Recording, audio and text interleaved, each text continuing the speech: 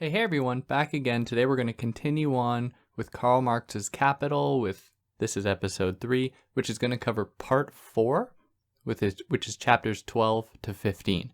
Now before jumping into that, if you want to follow me anywhere other than here, you can find me on Instagram at theory_and_philosophy. If you're new here, welcome. I'm David. I try to explain philosophical texts and ideas in a way to make them accessible to you. So if you're new, like, share, subscribe. It helps me out a lot. If you found this in podcast form, you'll be able to find me on YouTube, where I sometimes release videos. Or if you found me on YouTube, you'll be able to find me in podcast form, where there shouldn't be any ads, which is obviously better. If you want to help me out, like, share, subscribing would obviously help. Most of the people that listen aren't subscribed, so do that so you see videos I release every single week, sometimes twice a week if you're listening to this on YouTube. And you can help me out via Patreon or PayPal if you want to, but obviously no pressure. Okay. Don't want to waste any more of your time with that. Let's start with chapter 4, or continue on with part 4, Part 4, the production of relative surplus value, which begins with chapter 12, the concept of relative surplus value. So he begins this by discussing the distinction between absolute and relative surplus value. So absolute surplus value just refers to the amount of surplus value that is extracted from workers. Relative surplus value, however, is going to be the proportion between the surplus value extracted from workers and the value or the necessary labor that is conducted by workers so that they may they may earn enough to live and keep working. So as we said in the last episode, if a worker needs to work 4 hours in order to cover the necessary cost of living, but they're working more than that, they're working, let's say, 8 hours, then 4 hours are going to be spent doing necessary labor, and 4 hours is going to be surplus labor. And that is where the capitalist is able to extract surplus value from the worker. So in this case, the relative surplus value will be the proportion 4 to 4. 4 hours spent on necessary labor, 4 hours on surplus labor, which means a relative surplus value of 100%. So if we wanted to increase the relative surplus value, we would need to make more time dedicated to surplus labor and less time dedicated to necessary labor, what the worker needs to do in order to survive. So we want, or the capitalist wants, I should say, more money, more time to be spent earning them profit, earning them money above what it is costing them to have the worker there. Now, the absolute surplus value or absolute surplus labor can be increased in a pretty simple way, and that is by just increasing the length of the working day.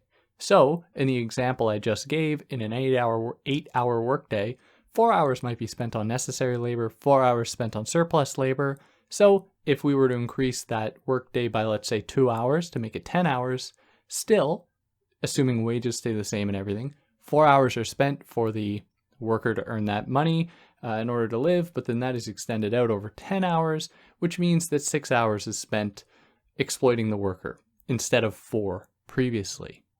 Now, I want to say that it isn't necessarily a one-to-one relationship like that, or in the case of 8 hours, 4 hours spent being exploited, 4 hours not.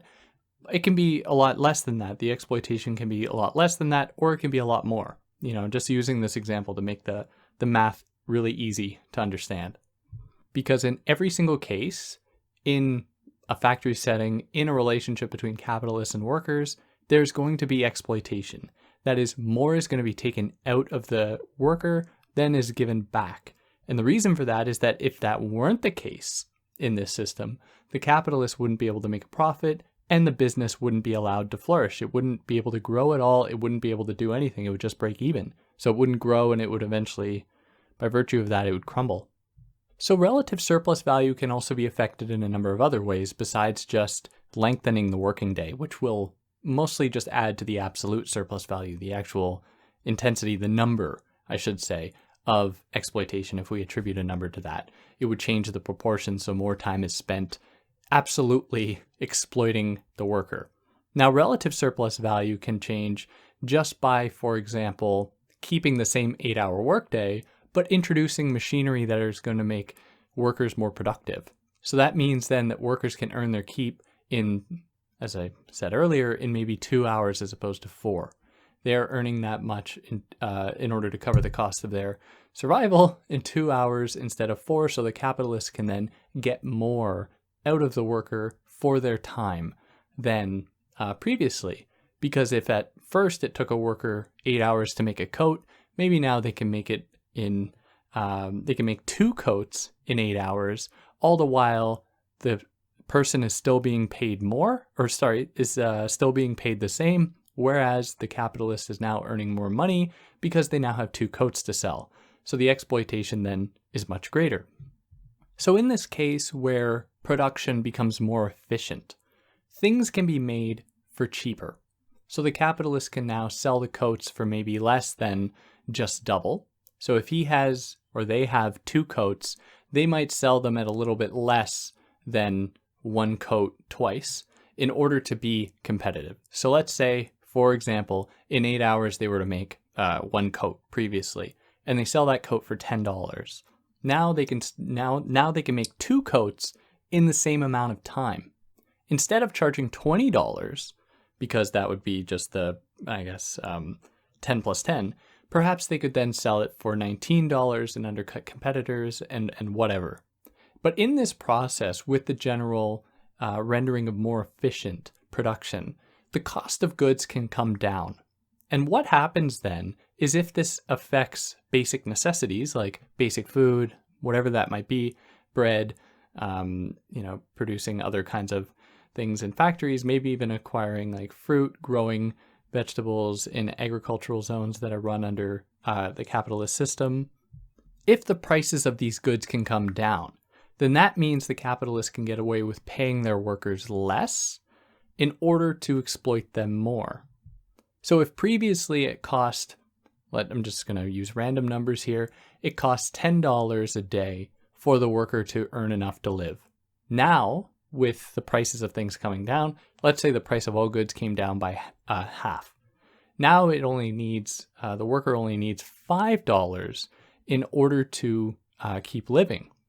So the capitalist is going to respond to this by bringing down wages, knowing very well that they don't need to pay their workers that amount, and then they're able to spend more time extracting more money extracted from the workers in order to proffer up profits, to make profits grow at an even faster rate. And that puts us here into chapter 13, titled Cooperation.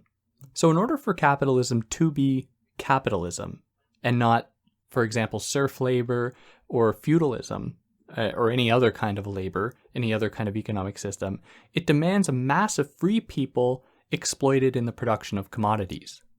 So under capitalism, so the story goes, what you have is a mass of free people who are selling a commodity, and that commodity is their labor, who they are selling, or that they are selling to an owner of property, an owner of business, a capitalist, who then uses that labor, that commodity, to earn them more money.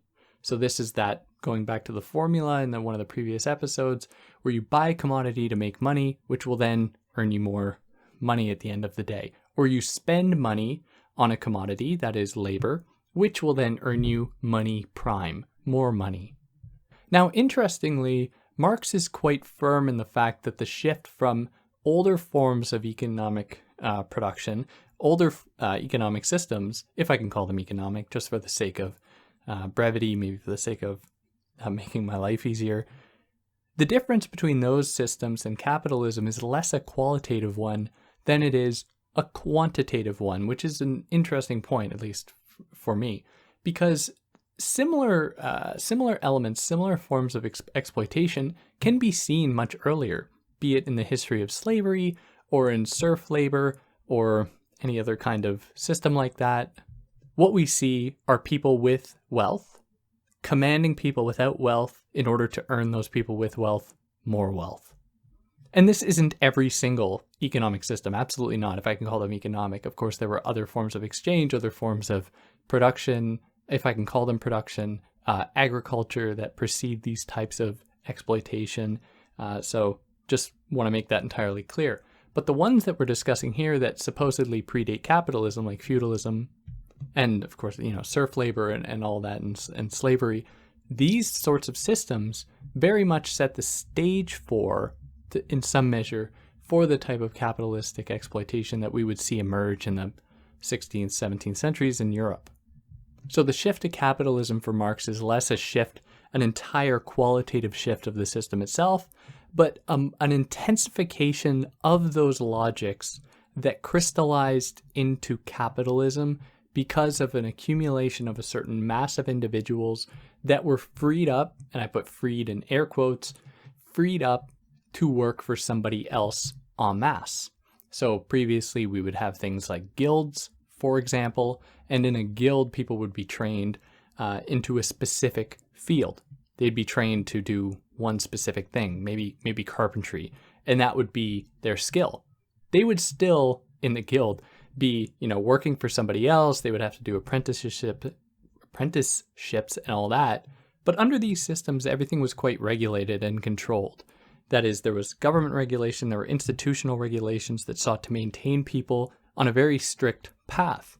With this system, under capitalism, and we're going to talk about this more as we go on here, what we began to see was the liberation from these types of control, these types of regulations, in favor of more so-called liberty, so people could choose where to work. And the division of labor and the introduction of other means of production and other techniques of production allowed it so that less and less training was required to do the tasks that were going to need to be done, so nearly anyone could do it.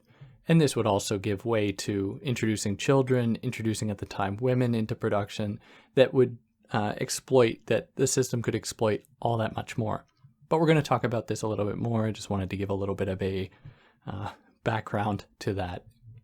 Now, a mass of workers are able to do more than simply the sum of their parts. That is, with a group of people, you can do more than each one of them combined, at least each one of their skills combined together. And that is because there's a certain allowance afforded by more people that extends beyond, like I said, the sum of their parts. But with a mass of people comes also a very prominent threat of retaliation. Because if you have a group of people being run by a single person, the group might not totally agree with what that single person has to say. And so the capitalist must assume the form of a kind of despot at this time. That is, they need to be someone that is going to manage and closely control the people. And here we also see, I think it's safe to say, the emergence of a kind of, white-collar position within factories that was meant to manage. The supervisor would emerge, the manager would emerge, who serves a kind of intermediary role between workers and owners. And later on, he'll come to say that with this type of cooperation that we would see in factories, for example, or we would see previous to that in agricultural production, be it under serf labor or anything like that, this kind of cooperation would start to disintegrate with the introduction of machinery and with the intensification of the division of labor. And that puts us here into chapter 14, the division of labor and manufacture. So manufacturing and manufacture originates in two ways. There are two things that kind of potentiate it. And that is how previously separated workers are now brought together under a single roof where each does a specific job. So we think of a factory here, each working on a single machine or different parts of a machine and so on. And also the fact that there's a kind of the introduction of totally atomized work. So you're kind of trained to do this one task, and you will do that task in the factory, and that will be your job. And here we start to see the emergence, even though its roots could be seen earlier than this, of the division of labor. So now instead of having one person make a coat, you now have one person make the zipper, one person put together the fabric, one person do the sewing of the pockets or whatever else goes on it, and divide up those tasks however you want. But with this process, with the introduction of this possibility, suddenly production could happen much more efficiently, more people could be employed, which also meant that more people had disposable income to buy the things that they were making, ostensibly. So he kind of characterizes it like this. He says, on the one hand, machinery manufacture arises from the combination of various independent trades, which lose that independence and become specialized to such an extent that they are reduced to merely supplementary and partial operations in the production of one particular commodity. On the other hand, it arises from the cooperation of craftsmen in one particular handicraft it splits up that handicraft into various detailed operations, isolating these operations and developing their mutual independence. So here we just think of the ways of someone being trained to do a specific task. Let's say you hire someone who has even previous training in carpentry. The factory owner will say, oh, we need someone who's going to make chairs, that we're going to assign you to do that in this setting. And you're going to be among, someone over there who's making a table or whatever, another carpenter doing that. Maybe we have someone else who's working on a machine, building nails, and so on. But in this system, in this close relationship with the means of production, be they tools or machinery or whatever that emerge within manufacturing and alongside manufacturing, what we see is a general degradation or a de-evolution of humanity to the form of a robot. And I don't think that there's a coincidence that the term robot, I think from Czech, is means slave. And the human has to then work alongside machinery to match that machine, to work as fast as the machine, to become, in Marx's words, a kind of organ of the machine, an appendage of the machine, an extension of the machine. And so there's a kind of monotony involved, where working with the machine just puts you into a certain rhythmic mode of being, one in which you are matching the rhythms of the machine, because that's all the machine knows. The machine only knows rhythms, the same rhythm every single day. And what that does, according to Marx, is it disturbs the intensity and flow of a man's vital forces. Vital being kind of life forces, their own innate human forces, their capacities. So then he describes two forms of the division of labor. It's not super important, but I'm going to lay it out anyways, where there is heterogeneous and organic. Heterogeneous implies a chain of successive specialists working on a thing, whereas organic collapses these successive operations and instead performs all the operations simultaneously. So heterogeneous might look like this, where I put together the sole of a shoe, and then I hand it off to somebody else who is going to, put the fabric on the rest of the shoe, and then somebody else who's going to put the shoelaces in, whatever.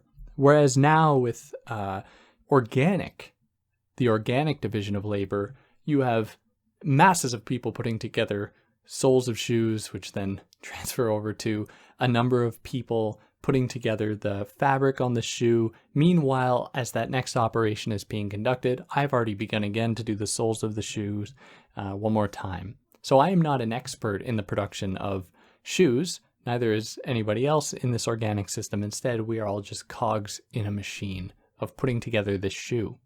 Now, one of the other benefits of the division of labor for the capitalist is that it requires, as I mentioned earlier, significantly less training for workers, which means that less money or more money can be saved by the capitalist on the worker so that they can keep more for themselves.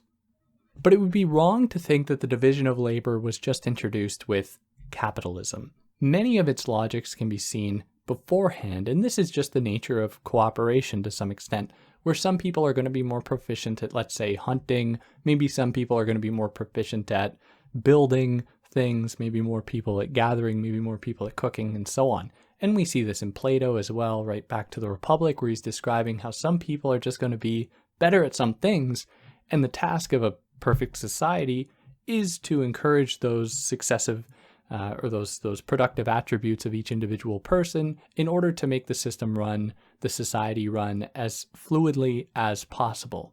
And this is in itself a kind of division of labor. But it happens on a much different extent, a much less intense extent than we see with the emergence of manufacturing and with capitalist exploitation. And so while some of these logics can be seen, this logic of the division of labor can be seen before capitalism. And this also, we see it in guilds as well, in other apprenticeship, in other forms of production like that. While we see the division of labor forming in those places, these older economic systems had certain safety guards against the crystallization of capitalism. For example, guilds would limit the number of workers that could work there. You would have a limiting of the so-called free circulation of merchant capital, and so on, because there was a kind of fear of the possibility of capitalism taking over. And we get a lot of this as well, or I think in my mind, one of the best approaches to this issue comes out of Deleuze and Guattari when they describe the ways in which older state systems would ward off the emergence of states because they feared what states were capable of. Now that's a totally aside point that's just meant for people who happen to already know about those ideas. It's not important to understand Marx, but here the point I want to accentuate is just that these logics seem to come before capitalism, but at the same time, they were warded off. They were fought away so that capitalism itself would not culminate into a full-fledged system. And also, besides there being actual restrictions put in place, at that time the division of labor in these previous economic systems was just incapable at commanding all productive labor, commanding all people, because there weren't enough jobs to be filled. However, with time and with the construction of machines that would open up jobs for people who had to work on these machines, that could expand industry because more production was going to be had, with that, more and more people could be entered into the system. And because of that, they needed to be entered rather quickly. We couldn't waste time training them. They had to be put in front of a machine and made to do one task, and that's it. So it took some time. It took the kind of accruement, the gathering of resources to the point that it allowed the capitalist system to put all these people to work. And that puts us here into chapter 15, machinery and large-scale industry.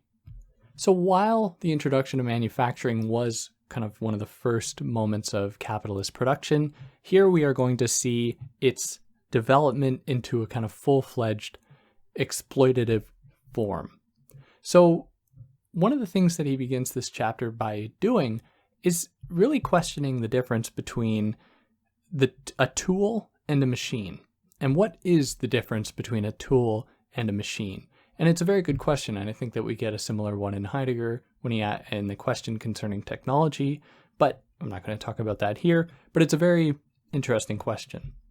But before jumping into the question, he makes the point that machinery doesn't make life easier, despite the claim that it will make life easier, it'll free up labor for people.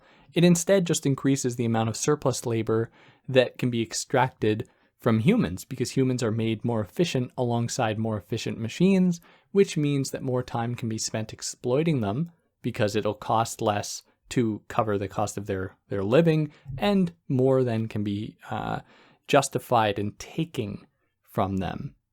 Now, what is different between machines and tools that previous systems would have used is that machines, well, I should say first, machines don't get rid of tools. We're not talking about a total shift of the logic of tools, like a hammer or a screwdriver or whatever. Instead, we are seeing a multiplication of tools, an expansion of tools. And in a way, this is also corresponding to a quantitative rather than a qualitative shift. But I want to put a little asterisk here, and I don't want to say, create this binary, it's either quantitative or qualitative. It's a little of both. But for now, imagine it as rather an intensification of tools, the expansion of tools in one area. So for Marx, the machine, has three parts. It is comprised of the motor mechanism, which is the driving force of the mechanism. It is comprised of the transmitting mechanism. So these are the parts that distribute energy, like ropes, pulleys, gears, etc. And then there is the working machine, which is the very apparatus and tools used by the handicraftsman or the manufacturing worker. So the machine replaces the worker and turns the worker into nothing different than the wind or the water that is used to keep the machine going, a force for the machine's operation. So the human is not an autonomous being in this setting.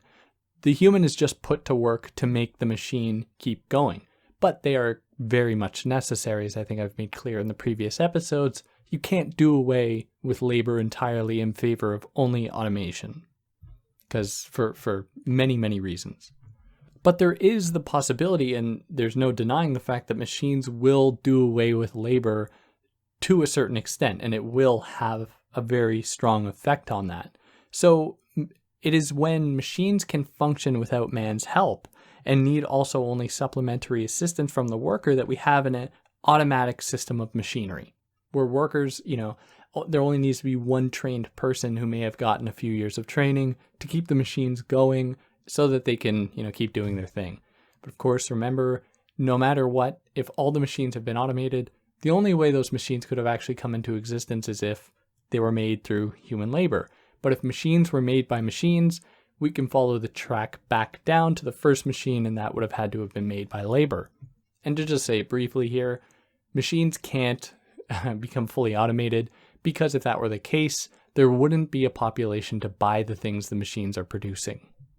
So with these types of machines, these nearly completely automated machines, or these machines that are relying less and less upon human labor, what we see is the steady disintegration of handicraftsmanship, and manufacturing, as it was previously known, where, you'd have a bunch of people working in a factory. Now we're seeing the number of those people dwindle in favor of more and more machines.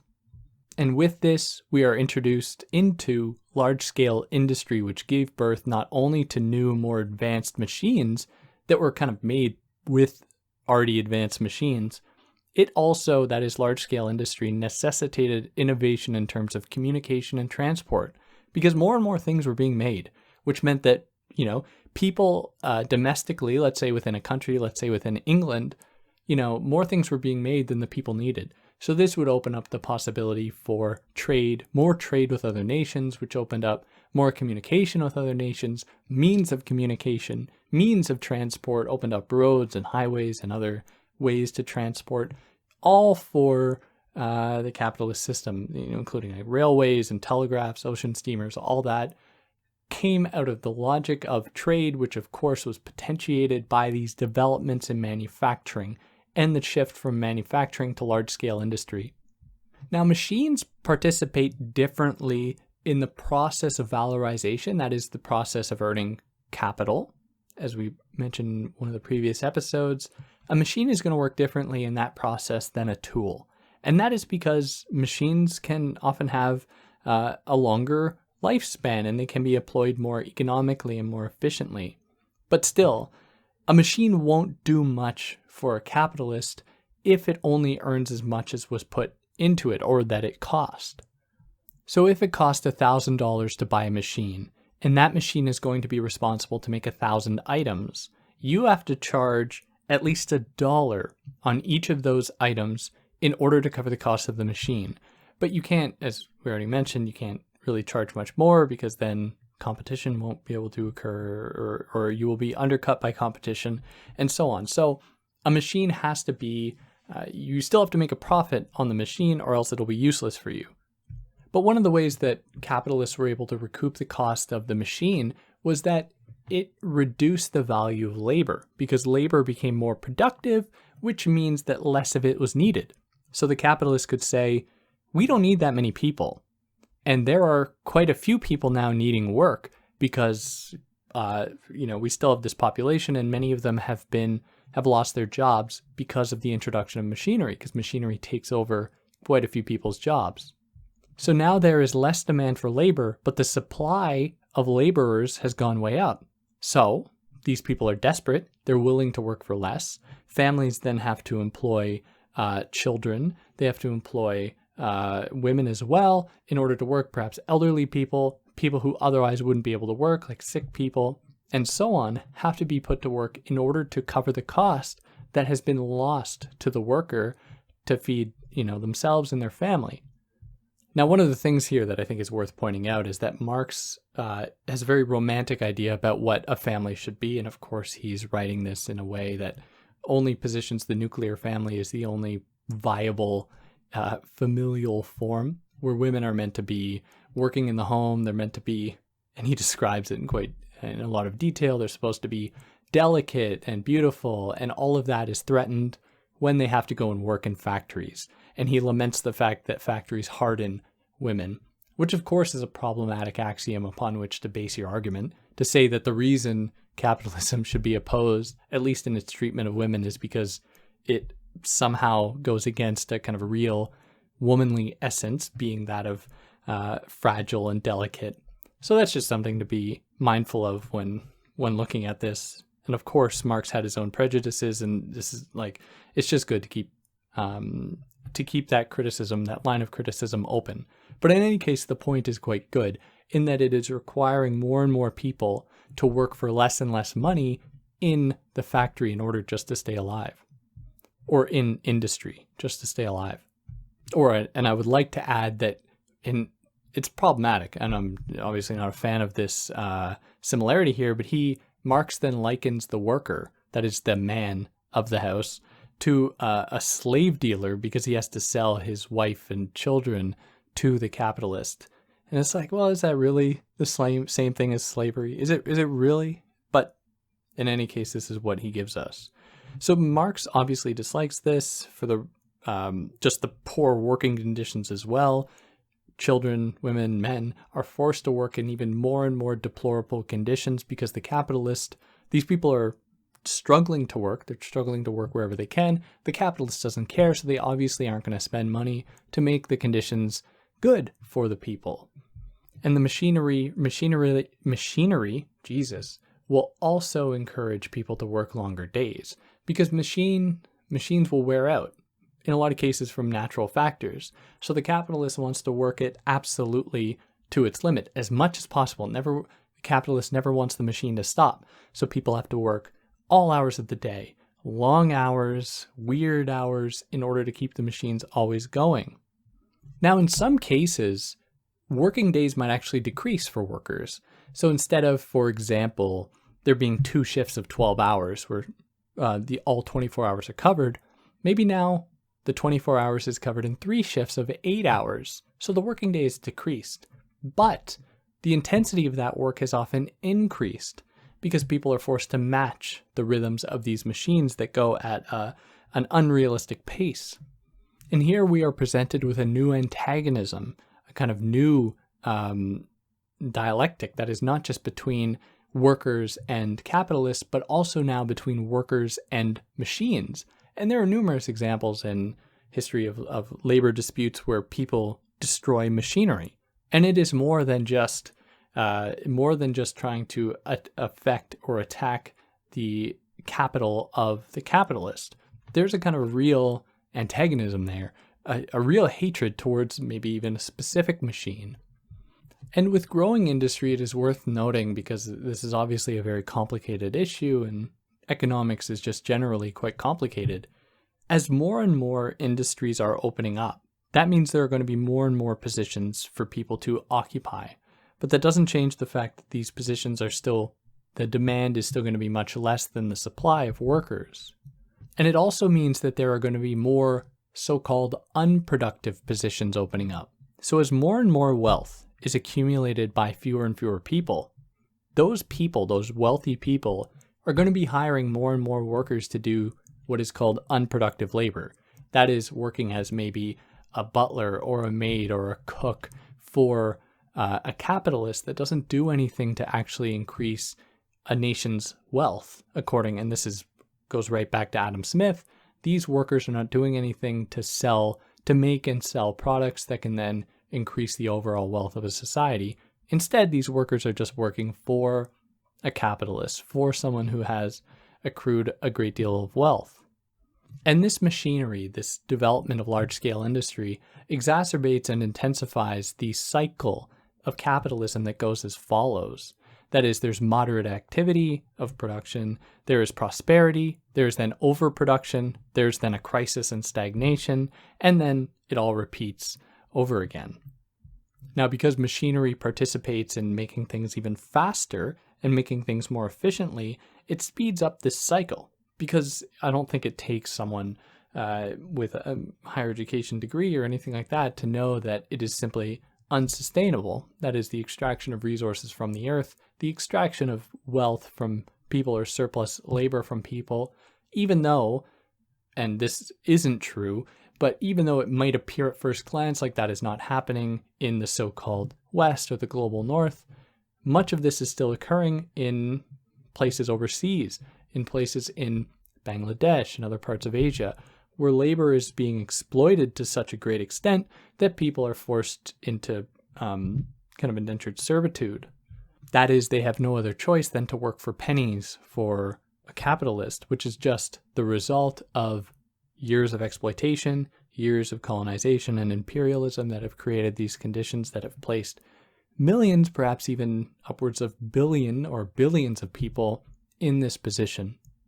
Now, the global nature of capitalism, and we'll talk about this more in the next episode, contributes to then global crises, global moments of stagnation, which is why the 2008 financial crash that originated in part from bad loans being given out to people in the United States had ripple effects all throughout Europe and all throughout the world, which only served in the end to make quite a few people even richer while disenfranchising more and more people. And this turn, and I've jumped quite a bit thinking about 2008 when we're talking about large-scale industry from quite a few centuries ago, but this turn to large-scale industry makes competition very difficult. So small manufacturers, small producers have a very hard time competing. The old form of apprenticeship and guilds have a very hard time competing with the big production companies, big industry. And we see this play out today where it's very difficult for new shops or new anything to compete against Amazon or Walmart or anything like that, which goes against, even according to Ricardo and Smith, it goes against the spirit of capitalism itself because it is the formation of monopolies, essentially, a kind of oligopoly that resists the potential for competition. But anyways, I digress slightly. Now, in response to the harsh conditions of these factories, many different legislative attempts were made to curb the poor settings, the kind of exploitative and decrepit settings of the factory. And one of them, and Marx goes through quite a few, but one of them was called the Factory Acts that sought to, limit the working day to increase wages and all that. So obviously capitalists were opposed to that. And it also sought to make it illegal to hire children, which goes without saying, definitely should be the case. You shouldn't be able to hire children. But because capitalism moves so quickly and it develops so fast, it made it difficult for legislation to actually keep up. And we're seeing this still occur to this day, and especially with the emergence of what I believe Nick Cernacek calls platform capitalism. So with Uber and other kinds of Airbnb and all of these other internet platforms that are used in favor of the capitalist accumulation of wealth, but that is very difficult to legislate and to control or to have a grappling of in order to curb exploitation, because these platforms just emerge almost overnight and then they take over the entire economy so quickly, and it's very difficult then to actually get ahead of it, understand it and then get ahead of it in terms of regulation. Now, despite the move to make workers more malleable, make workers more free in factories to do any kind of job, so they aren't limited by having to do apprenticeship, having to go through guilds or any of these regulations or anything like that, capitalism opens up the potential for people to do many different jobs. And we're seeing the same thing today with the gig economy, where people are encouraged to work wherever they want. But nevertheless, they are still working for somebody else. So on the one hand, it appears as though there's a kind of liberation from old forms of control, old forms of regulation, but it still maintains many of these old forms of control, of hierarchization, of regulating people so as to limit their potential. So it was in the capitalist interest at the time, a few centuries ago we're talking about, and even very much today, to have their workers be uneducated.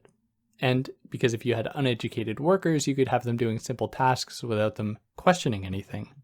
And there's a whole section in Adam Smith's The Wealth of Nations when he's talking about how it is in the capitalist interest to have a smart population, when history shows that that is absolutely not the case. It was governments that said, no, kids need to be educated, and the years would change, but at the time, up till the age of 13 or 12, I believe, they had to be in school. They had to be learning things. They had to have a basic understanding of math, writing, all of these different things in order to make them smart, to be able to have some kind of critical capacity. Now, the effects of large-scale industry extend beyond just factories into agricultural industries as well. So what we saw then is also a kind of what Marx calls a new and higher synthesis based on science and efficiency between agriculture and industry, where some of the logics of industry that were really forming the kind of roots of the division of labor, even though we could see this in agriculture beforehand as well, but it's where it really came into fruition, could then be applied against agriculture. So the effects of this were twofold. It concentrates the historical motive power of society in a kind of division of labor type of way, as the accumulation of wealth, the search for capital, and the accumulation of capital, and so on. And it also disturbs the metabolic interaction between man and the earth, the relationship between humans and the earth. And this is also something we get in Heidegger in the question concerning technology, when instead of the relationship being one of, maybe I'll just say to make it simple, of respect with the earth and the earth's resources, it becomes now just a matter of extraction. Pure extraction almost for the sake of extraction. We take and take and take without considering what that might be doing to the earth. Now, all of this reveals the extent to which capitalism is anathema. It is opposed to the two kind of original sources of wealth, and that is labor and the soil, and the earth. So people, that is labor, are required to make value, are required to produce wealth. But we see time and time again how capitalism fights against that wealth, that source of wealth.